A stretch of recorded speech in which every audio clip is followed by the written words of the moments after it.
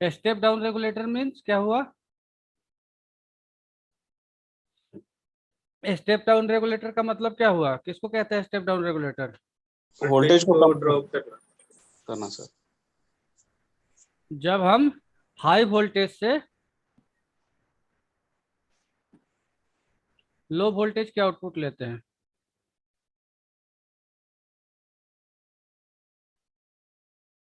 तो उसको कहते हैं स्टेप डाउन। स्टेप डाउन को आप कह सकते हैं bug converter, bug regulator. Step down को आप बग रेगुलेटर भी कह सकते हैं। जब जब किसी बड़े वोल्टेज को छोटे वोल्ट में कन्वर्ट करते हैं तो उसको या तो स्टेप डाउन कह सकते हैं या तो बग रेगुलेटर कह सकते हैं। ठीक है। हाँ सर। ये रेगुलेटर, या इसको हम अपना लैंग्वेज में 3 वोल्ट 5 वोल्ट का रेगुलेटर भी कहते हैं।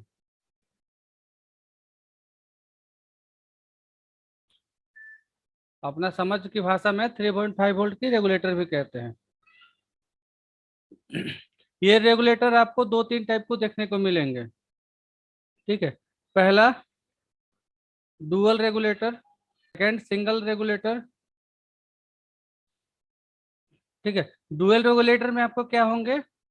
3 वोल्ट और 5 वोल्ट का सेक्शन साथ में होगा। ठीक है। सिंगल रेगुलेटर में क्या होंगे? 3 वोल्ट सेपरेट होगा और 5 वोल्ट सेपरेट होगा। ठीक है। ये सिंगल रेगुलेटर भी आपको 2 टाइप के मिलेंगे। एक मिलेगा जिसके अंदर मॉसफेट उसके अंदर इनबिल्ट रहेगा, एक मॉसफेट बाहर होगा। ठीक है। अब आगे बढ़ते तो आगे हम लोग चलते हैं अभी डुअल रेगुलेटर कितने टाइप के होते हैं।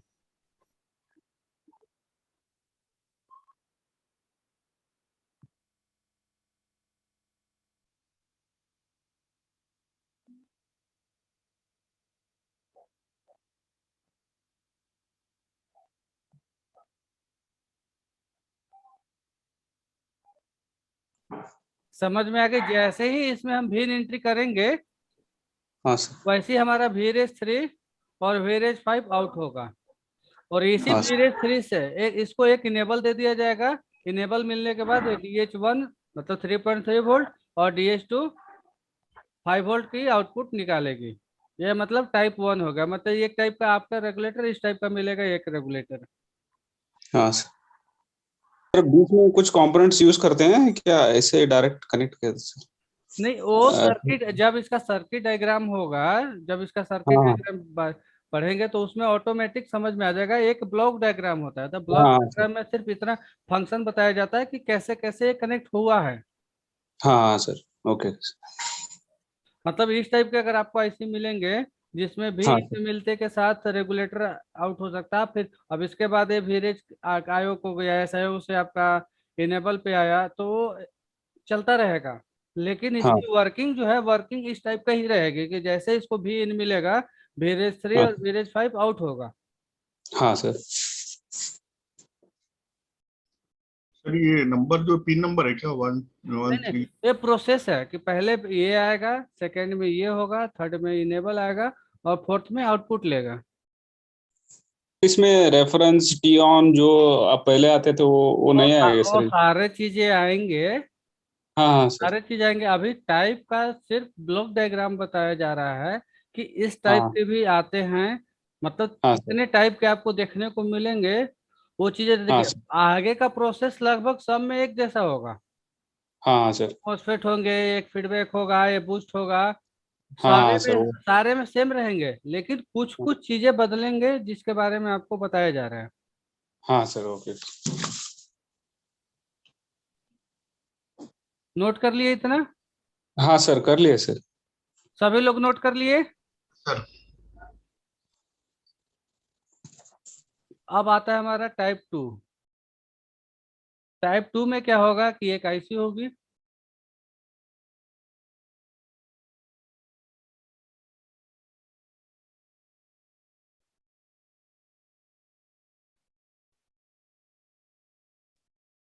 टाइप 2 में इस टाइप का होगा सर्किट। इसमें क्या होगा? इसमें भी इन मिलेगा और ऑन एलडीओ मिलेगा। जब ये दोनों मिल जाएंगे, दोनों इनपुट मिल जाएगा, तब जाके ये आउटपुट करेगा 3.3 वोल्ट एलडीओ और ये 5 वोल्ट एलडीओ। इसमें मतलब इनपुट दो हो गया। पिछले वाले में क्या था, इनपुट एक था, इसमें इनपुट दो हो गए।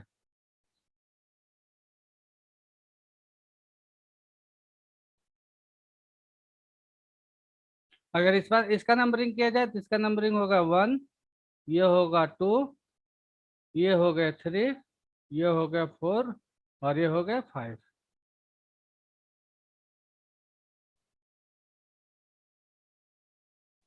Okay sir. मैंने ये दोनों इनेबल मिला के हो गया, ऐसे करिएगा। सर ये एलडीओ ऑलवेज सेम ही है सर, कंफ्यूज हो रहा है सर। एलडीओ ऑलवेज, ऑलवेज कहाँ लिखा सेम, हुआ है? नहीं नहीं नहीं सर, ये ऑलवेज कर को भी आता है, ये एलडब्ल्यू कल को आता है ना सर, वो और एलडीओ सेम एलडीओ ही अलग रहेगा। होता है, ऑलवेज अलग होता है। हाँ, वो आउटपुट 1 आउटपुट 2 वो ये एलडब्ल्यू होगा। हाँ, ये आउटपुट एलडब्ल्यू में होगा। हाँ सर। एक आपको इस टाइप का आईसी मिलेगा, ठीक है। यहाँ पे आपका एस एच डी एन लिखा होगा। मतलब ये हो गया 1 नंबर रिक्वायरमेंट, ये हो गया 2 नंबर रिक्वायरमेंट, ये हो गया 3 नंबर, ये हो गया 4 नंबर और ये हो गया आपको 5 नंबर। ये जो 3 टाइप थे, ये तीनों थे कौन से? डुअल रेगुलेटर, ठीक है। अब आते हैं सिंगल रेगुलेटर पे। सिंगल रेगुलेटर में क्या होगा? सेपरेट सेपरेट होंगे सर, 3 के लिए 5 के लिए अलग। उसमें क्या होगा, मान लीजिए एक आईसी होगी, ठीक है। आईसी होगी तो इसको यहाँ पे दे दिया जाएगा भिन्न, ठीक है। और यहीं से आपको दे दिया जाएगा इनेबल।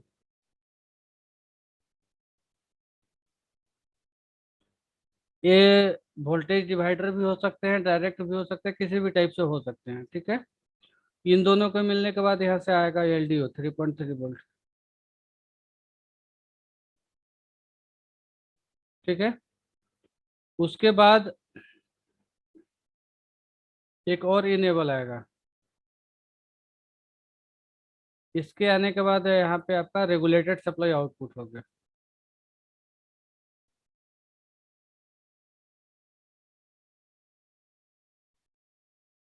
ये हो गया सेपरेट 3 वोल्ट के लिए,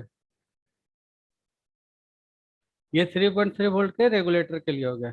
इसमें क्या क्या होंगे, एक भिन्न होगा और एक इनेबल टू होगा। ये जो इनेबल टू है, ये इनेबल टू एलडीओ को ऑन करेगा, ठीक है। इसके बाद फिर से जो इनेबल वन आएगा, वो इनेबल वन इसको ऑन करेगा, रेगुलेटेड सप्लाई को। तो अगर इसका मार्किंग करना है तो इसका होगा 1, 2, 3, ये 4 और ये 5।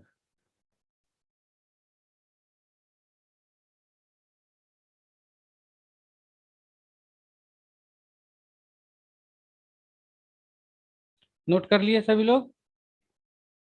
हाँ सर। हाँ सर, कर लिए। हम लोग सर्किट डायग्राम पे देखते हैं, ठीक है। सर्किट डायग्राम पे ये क्या क्या आता है।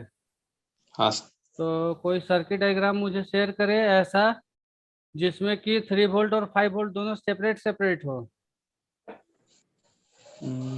दोबारा बोलिए। सभी रेगुलेटर में है ना, ये एलडीओ और ये कॉइल के बाद आउटपुट मिल रहा है ना। हाँ, सभी रेगुलेटर में 2 आउटपुट हैं। अब तो देखिए ये आप, तो ये एलडीओ किस लिए यूज होगा और ये आउटपुट किस लिए यूज होगा, वो बताएंगे तो अच्छा होगा। हाँ हाँ, ये आपने अच्छा क्वेश्चन किया है कि हर जगह पे 2 बार जिक्र हुआ है हर चीज का।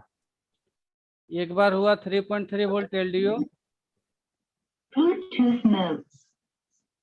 और दूसरी बार यूज हुआ है 3 वोल्ट। मान लीजिए इसको कॉइल के बाद की जो सप्लाई है इसको ऑलवेज बोल सकते हैं, ALW। तो इन दोनों सप्लाई में क्या डिफरेंस है, किसी को कोई आइडिया है इसके बारे में? 3.3 वोल्ट एलडीओ और 3.3 वोल्ट जो कॉइल के पास जो सप्लाई बनती है ऑलवेज, इन दोनों में क्या डिफरेंस है? आखिर दो बार क्यों इसका इस्तेमाल किया गया? जब 3 वोल्ट और 5 वोल्ट ही चाहिए था तो फर्स्ट टाइम तो उसका एलडीओ में बन ही गया था, तो वहीं से यूज कर लेता।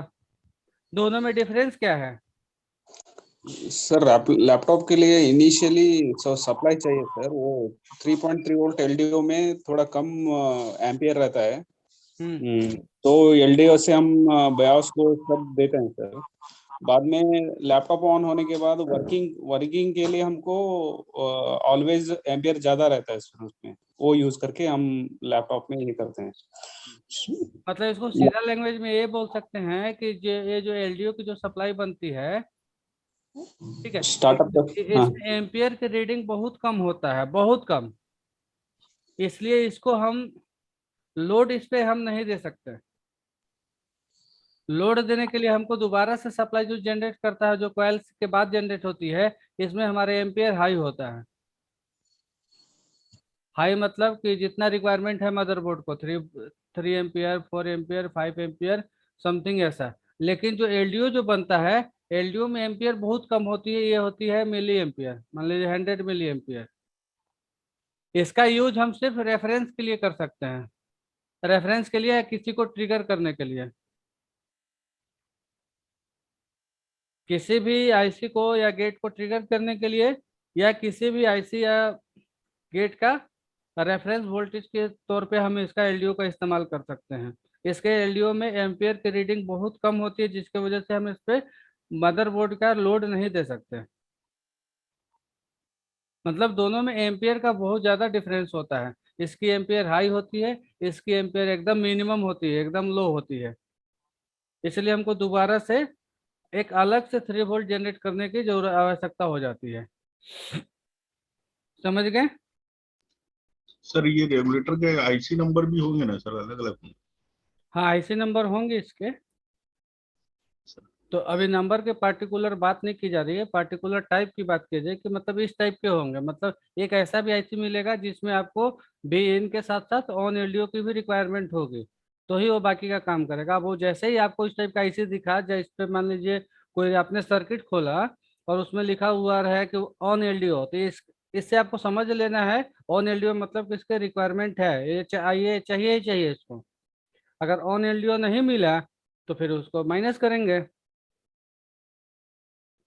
हाँ, जैसे ये 3.3 एलडीओ है, यहाँ मतलब मान लो एलडीओ सॉर्टिंग है, तो यहाँ पे अपने को डीसी मशीन का एम्पियर भी बहुत कम करना पड़ेगा ना फिर तो। देखिए, सिस्टम के हिसाब से और नियम के हिसाब से जो आप चाहिए तो एकदम बहुत कम करना चाहिए। इसलिए कि देखिए यहाँ पे है आपका 100 मिली एम्पियर। अगर आप जी उसके रिगार्डिंग ही देते हैं तो आपका प्रोक्यूशन बढ़ जाता है। अगर आप कम ही एम्पियर इंजेक्ट करते हैं तो खराब बने दूसरे पार्ट को खराब होने के चांसेस बहुत कम रह जाते हैं। और इसमें आप ज्यादा एम्पियर दे देते हैं और ज्यादा देर तक दे देते हैं, तो जो इससे रिलेटेड जो पार्ट्स है उसको खराब होने की पॉसिबिलिटीज बढ़ जाती है। Okay sir. इसलिए कभी भी एलडीओ की शॉर्टिंग अगर आपका हो तो कोशिश कीजिए कि 200-300 मिली एम्पियर के अंदर ही रहे। अगर 100 मिली एम्पियर है, थोड़ा सा ज्यादा दे सकते हैं आप उससे। मतलब जितना मिनिमम सप्लाई दे के अगर आप शॉर्टिंग निकाल सकते हैं, आपके लिए उतना ज्यादा बेस्ट है। ठीक है सर।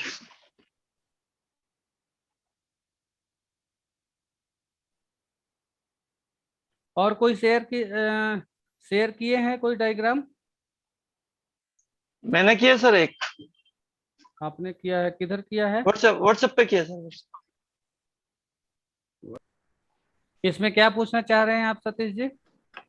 इसमें मैं ये कह रहा था, इसकी बायोस 1.8 का है सर, जो अपनी पिछली क्लास में भी बात हुई थी आपसे, आपने कहा कि चिप चेंज कर लीजिए, मैंने चिप चेंज किया इसका। तो हाँ, पहले डीसी मशीन उठा रही थी 160 के आसपास, 160 के आसपास एम्पियर, अभी ये 350 के आसपास जा रहा है सर, 350 के आसपास एम्पियर उठा रहा है।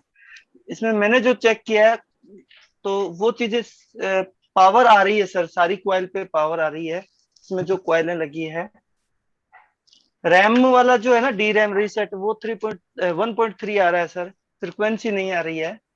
हम्म, और आयोग की पिन नंबर कितने पे, 7 पे है शायद है, वो डेटा रीसेट वाला है ना, वो भी मैंने चेक किया सर। 10 12 13 10, 12 और 13 नंबर पिन है ना वहाँ पे, फिर भी डिस्प्ले नहीं आ रहा है सर।